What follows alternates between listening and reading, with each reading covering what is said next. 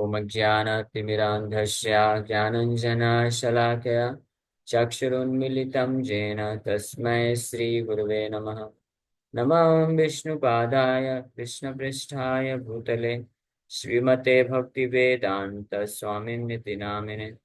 नमस्ते सारस्वते देवे गौरवाणी प्रचारिणे निर्विशेष शून्यवादी पाश्चात्य देश तारिणे। नमो महावदन्याय कृष्ण प्रेम प्रदायते कृष्णाय कृष्ण चैतन्य नामने गौरतुसे नमः। जय श्री कृष्ण चैतन्य प्रभु नित्यानंद श्री अद्वैत गदाधर शिवासादि गौर भक्त वृंद। हरे कृष्णा कृष्णा कृष्णा हरे हरे, हरे Ram Ram Ram Hare Hare. Hare Krishna. So we welcome everyone for today's discussion on Srimad Bhagavad Gita. So today we are discussing from chapter 2, contents of Gita summarized, and verse number 8. So yesterday we discussed from verse number 8. So this is the verse Arjuna is telling. Nahi prapashyami mama punadyat yashokam indriyanam avapya bhuma vasapatanam riddham rajyam suranam apichadhipatyam. So I can find no means to drive away this grief which is drying up my senses. I will not be able to dispel it even if I win a prosperous, unrivaled kingdom on earth with sovereignty like the demigods in heaven.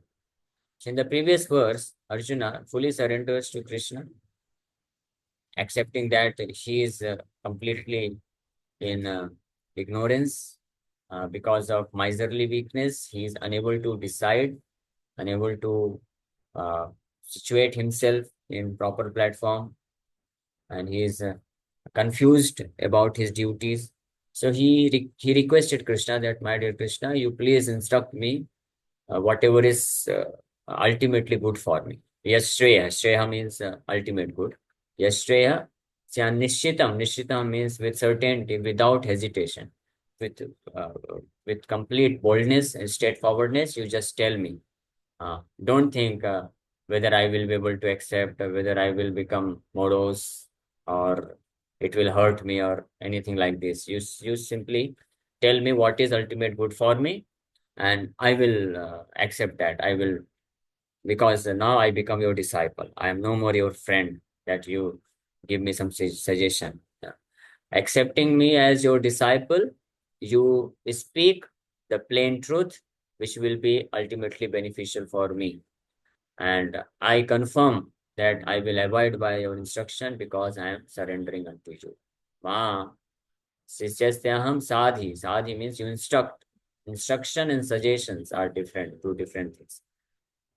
Suggestions are given to those who have not yet surrendered. We can give suggestions, suggest somebody. Okay, you may do like this if you like, if you feel comfortable. But instruction means one who is willing to advance in his spiritual life, and one who has surrendered himself. That yes, I am willing to advance in spiritual consciousness. I am willing to make my life successful, even if I have to do something which may not be liked by my mind, because in spiritual life that is known as austerity, because mind is always hankering after sense gratification. Mind wants entertainment. Mind wants to do those things which will give immediate pleasure to the mind. But a person who is firmly convinced, who is firmly desirous, serious about making his life successful, is willing to go against the desires of the mind, willing to act on a spiritual platform, even if mind does not like this. Just like to follow four regulative principles. Sometimes, especially those who are not trained from the beginning of their life to follow four regulative principles very strictly, it may be very difficult for them to follow. Just like somebody who is addicted to intoxication, so it may not be easily possible for him to give up. But if he is desirous, if he is sincere, and if he is serious, if he seriously wants to make progress in his spiritual life, then he must give up, even if Even if he feels like some kind of itching sensations, it's like an itching sensation, just like you get itching over your skin. But if you know that if you scratch too much, then the blood will come out. So that is not good. And then one must tolerate itching sensation. Similarly, those persons who are habituated to some kind of bad habits because of previous samskaras, bad samskar, in some kind of intoxication, illicit sex, meat eating, or gambling. These all are four very sinful activities which hamper our advancement in spiritual life for sure. Anybody who is serious to make a spiritual advancement, he must strictly follow these regulatory principles. So it is very difficult for a person uh, who is habituated to some kind of bad habit to give it up immediately. It's like an itching sensation. So, but a person serious for making progress, he must tolerate it. And if one performs this act of tolerance, then gradually, by the mercy of Krishna, he will become free from this.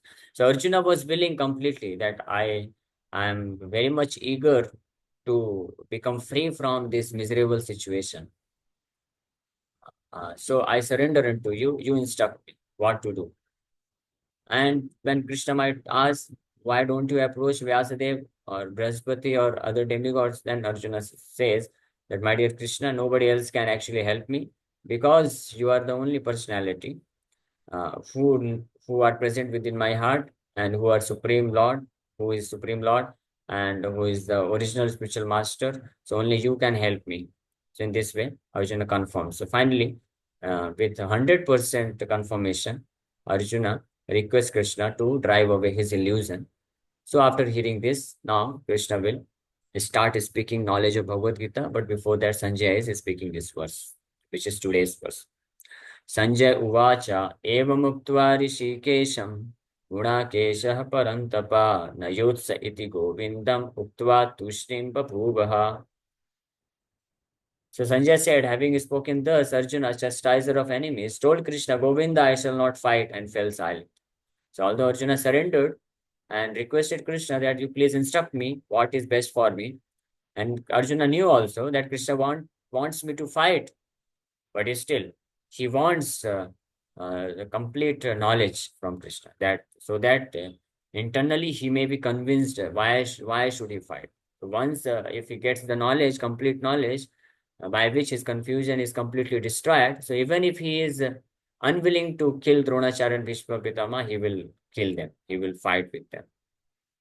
So but now for the time being, uh, uh, Arjuna is grief stricken and he is confused, so he told Krishna that this is my condition. Now you instruct me what to do, what not to do, seeing my situation, and whatever you will say, I will follow. But right now, Govinda, I shall not fight. I am not willing to fight. And speaking like this, if he fell silent, he just sat down. Very enthusiastically, he stood on the chariot, taking his Gandiva bow. Uh, Pravritre Sastra Sampatya Dhanur Udyamya Pandava. In the first chapter, verse number 2022, it is mentioned. The Arjuna, as soon as the blowing of conch shell was done from both the side, so Arjuna Pravritte Sastra Sampate, he equipped himself with all kinds of weapons, and especially he raised his Gandiva bow. Dhanur Udyamya Pandava, Arjuna, he raised his bow and he was just preparing to fight, shoot arrows. But just before that, he requested Krishna, my dear Krishna, just put me, my chariot, in between the two armies so that I have nirikshan, I can observe who all are going to fight against me. Then accordingly, I can calculate how to fight with them. But he was fully prepared. But as soon as his chariot came in front of Bhishma Dronachar, he became perplexed. His entire body started perspiring. Tears were flowing from his eyes, and he started speaking all nonsense thing based on bodily concept of life.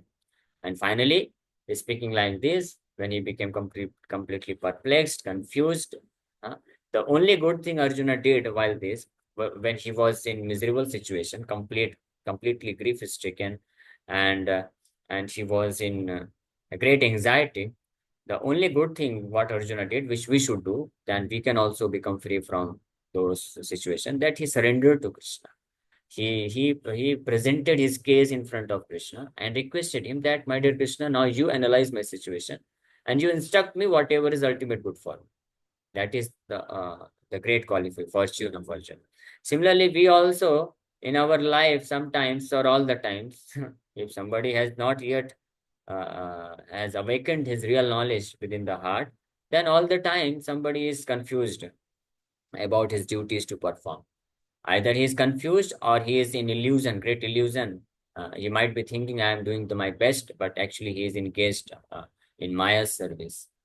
So, such a person can also become free from this miserable situation if he takes shelter of Krishna's lotus feet, via the medium of a bona fide spiritual master. So, of course, Arjuna was fortunate enough that he got directly instruction from the Supreme Lord Krishna. Krishna was personally present with him as his spiritual master. So that was his great fortune. But anybody who can find a bona fide spiritual master who is 100% pure representative of the Supreme Lord, who is 100% pure devotee of Krishna, who instructs his followers the only message which Krishna has given. Krishna said, take shelter of me. So anyone who instructs uh, that one should take shelter of Krishna's lotus feet, he is a perfectly bona fide spiritual master. He is the pure representative. He is not misguiding. Uh, the so-called motivational speakers who speak on Bhagavad Gita, but never ever they encourage others to take shelter of Krishna's holy name, take shelter of Krishna's lotus feet. They are doing the greatest disservice for the humanity by misguiding them. There are many such people who take the Bhagavad Gita in the hand and speak on Bhagavad Gita, but never ever they disclose the fact that nobody else can protect anyone, only Krishna can protect. Because Krishna is the Supreme Personality of God, it is present within the heart of every living entity. That we already discussed in the verse number 8, 2 days back, by citing various references from Bhagavad Gita, where Krishna has claimed, if anybody who accepts that Bhagavad Gita is true, who has faith that whatever is written in Bhagavad Gita is complete truth, then he must accept that Krishna is Supreme Lord, because in each and every verse of Bhagavad Gita, Krishna claims that he is the Supreme Personality of Godhead. And not only that, he is controlling everything. He is present within the heart of each and every living entity as Paramatma, Super Soul. Krishna is present within our heart. So he knows everything about us and he can only guide us. He is our supreme well-wishing friend. So these things should be taught to others. Then only that person becomes a real representative, a pure representative of Krishna. Otherwise, he is a bogus person. If somebody who is teaching Bhagavad Gita and if he doesn't explain to the audience that Krishna is the Supreme Lord, Krishna is present within our heart as Paramatma Super Soul, and Krishna is the only personality who can give us complete shelter and protection, and so doesn't encourage a person to take shelter of Krishna's lotus feet, then he is doing the greatest disservice. And that kind of person can never actually help us. But if we are fortunate enough to be guided by a bona fide spiritual master like Srila Prabhupada in our ISKCON's founder Acharya, Srila Prabhupada, we are very fortunate. So we feel that we are personally being guided by the Supreme Lord Krishna. We are as fortunate as Arjuna. Rather, we are more fortunate than Arjuna, because Krishna spoke Bhagavad Gita to Arjuna and he gave the choice. He told, Yatha ichhasi tatha kuru, my dear Arjuna, this is what I have explained. I am Supreme Lord and you are my part and parcel. If you take shelter of my lotus feet, I will protect you. Krishna became neutral. He did not force. He became neutral, which is obviously correct because Krishna cannot force. He is very magnanimous personality, and he did not disclose the knowledge of Bhagavad Gita to anyone and everyone. He only disclosed the knowledge of Bhagavad Gita to Arjuna because he was his dearmost friend. So Krishna reserved the right not to expose himself to anyone and everyone, not even to his general devotees. He only exposed completely. He All the confidential knowledge about himself, Krishna gave only to Arjuna and Uddhava. Both of them are friends of very close friends of Krishna and very dearmost devotees of Krishna. That's why Krishna exposed himself to them completely. But a pure devotee of Krishna like Srila Prabhupada, we are fortunate enough, although we have we have not yet become a pure devotee of Krishna. We are still maintaining some kind of envious mentality or some kind of non-devotional attitude towards the Supreme Lord. We still have the enjoying mentality in this material world, but still a pure devotee of Krishna like Srila Prabhupada, they reveal to us all confidential knowledge and they are helping us. That's why we are actually more fortunate than the Supreme Lord. Because when Krishna was speaking Bhagavad Gita, all the Pandavas are there, all the great warriors are present, Kauravas are present, many millions of people are present, but nobody could listen Bhagavad Gita except Arjuna. Arjuna only and few others, very fortunate, few others also got. Sanjay got and Dhritarashtra also got. But others, they did not get the opportunity to hear Bhagavad Gita. But we are fortunate. Srila Prabhupada's Bhagavad Gita, we are distributing to each and every one. Please take and read and take advantage of it. But unfortunately, people are not interested to make their life successful. That is unfortunate situation. But the point is here that if somebody is fortunate enough to be guided by a pure representative of the Supreme Lord, then under his guidance, one can become free from all kinds of this illusory potential, influence of Maya, and be situated properly in the path towards liberation, towards perfection, complete success in life. So Arjuna's great fortune was this, that he got the first great fortune was that he got the shelter of the Supreme Lord Krishna, and Krishna was willing to help him. And another, the more great fortune is that Arjuna could accept that shelter. That is also important. So Arjuna, this is a turning point in Arjuna's life. So he requested.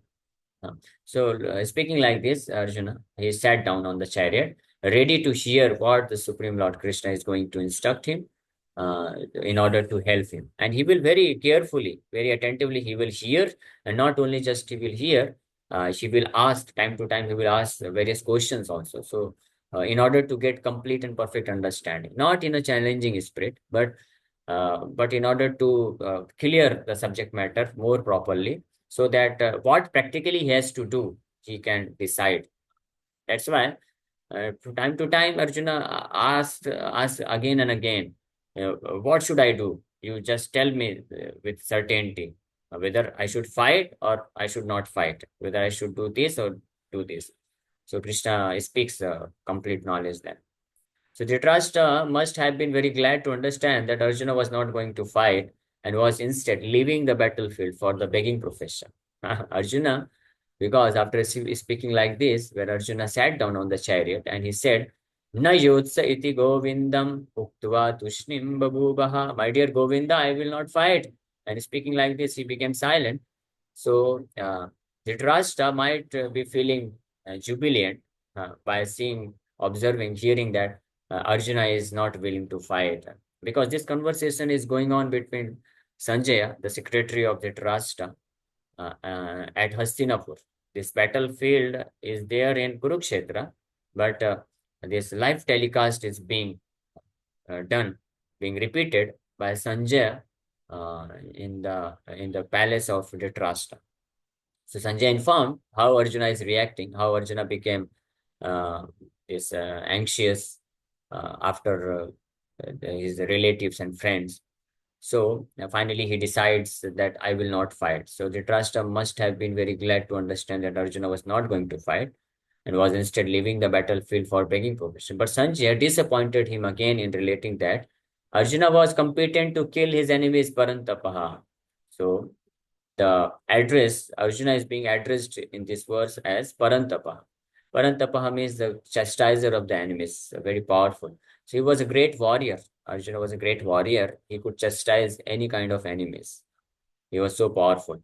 So, so although Arjuna has become uh, uh, anxious, he is being afflicted with excessive material attachments, because of which he has become confused.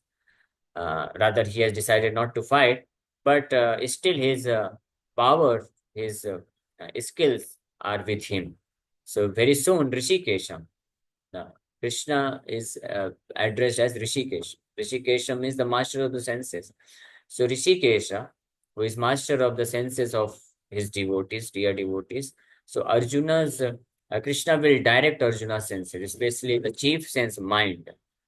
Arjuna's mind is afflicted with too much material attachments, because of which he is unable to decide, unable to fight. But Krishna will guide him in such a manner that his mind will become free from all confusion, and then finally he will decide that I will fight. Karishya Vachanam Tava. That's why these two names, Parantapa and Rishikesh, are important. So although Arjuna was for the time being overwhelmed with false grief due to family affection, he surrendered unto Krishna, the supreme spiritual master, as a disciple. So Krishna is supreme spiritual master. Vande Krishna Jagat Guru. So Krishna is Jagat Guru, original spiritual master. Nobody else can become a spiritual master or guru than Krishna. Only Krishna is the supreme spiritual master, and anyone who is a sent person, a devoted servant uh, of Krishna, who is sent person fully surrendered to Krishna, pure representative without adulteration. Only he can also be called as Jagat Guru or spiritual master. Anyone who manufactures his own knowledge, anyone who goes against the instructions of the Supreme Lord Krishna, he might be a great scholar, a great motivational speaker, but if he goes against the desires or instructions of the Supreme Lord Krishna, he cannot be accepted as Guru. He is not Guru, he is Goru. Goru means cow. Cow and as animal. He is an animal, but he is misleading people. But Krishna and Krishna's pure representative are actually the supreme well-wishing friend and spiritual master. So Arjuna surrendered unto Krishna. This indicated that he would soon be free from false lamentation resulting from family affection, and would be enlightened with perfect knowledge of self-realization or Krishna consciousness, and would then surely fight. So this in the verse number 7, when Arjuna, okay, I'll just complete it. Thus Dhritarashtra's joy would be frustrated, since Arjuna would be enlightened by Krishna and would fight to the end. So in the verse number 7, Arjuna surrenders to Krishna. That Sisyastyaham sadhimam tam prapanna. That means he accepted Krishna as his spiritual master, Acharya. The Vedic conjunction is that Acharyavan Purusho Veda. Acharyavan means one who possesses a spiritual master, just like Dhanvan. Dhanvan can purchase various kinds of things in this world. Dhanvan, who is rich. Dhanvan means who possesses wealth, great amount of wealth. He can purchase a bungalow, he can purchase vehicles, and so many other things, material resources he can purchase. So similarly, Gyanvan can go anywhere and become established there. He can live his life even if he doesn't have any money, anything. But if he is Gyanvan, he is knowledgeable person, intelligent. He can go anywhere, any part of the world, and stand there and live comfortable life. And similarly, Acharyavan. So one who possesses wealth, he is known as Dhanavan. One who possesses knowledge, he is known as Gyanavan. But Acharyavan. So one who possesses an Acharya. Acharya means a bona fide spiritual master, a pure representative. If one is guided by a pure devotee of Krishna and he accepts his instructions, then such a person, Acharyavan Purusho Veda. Veda means to know things as they are. That is known as Veda. So Acharyavan Purusho Veda. That the complete and perfect knowledge of Vedic literatures are present within the heart of a person who is Acharyavan, who possesses an Acharya. So Arjuna, because in the 7th chapter, 7th verse, Sisastyaham sadhimam tvam prapanna, he surrendered to Krishna, so he became an Acharyavan, Krishnavan, Acharyavan. He possesses Krishna as his Acharya. Similarly, anybody who takes the shelter of a bona fide spiritual master like Srila Prabhupada. So if we also become Srila Prabhupada means Acharyavan, if we possess Acharya, then all the Vedic knowledge will be revealed within our heart by his mercy, by reading his books, by hearing him, and by serving him. All the knowledge is revealed within our heart, and then very soon we'll become free from all illusion, lamentation. The time maybe the only thing is time is separating us. That's all. Just like Arjuna, although he is right now, his grief is stricken. He is completely in illusion. But because he has surrendered to Krishna fully in the verse number 7, so very soon he will become free from this illusion. And how much time it will take for Arjuna?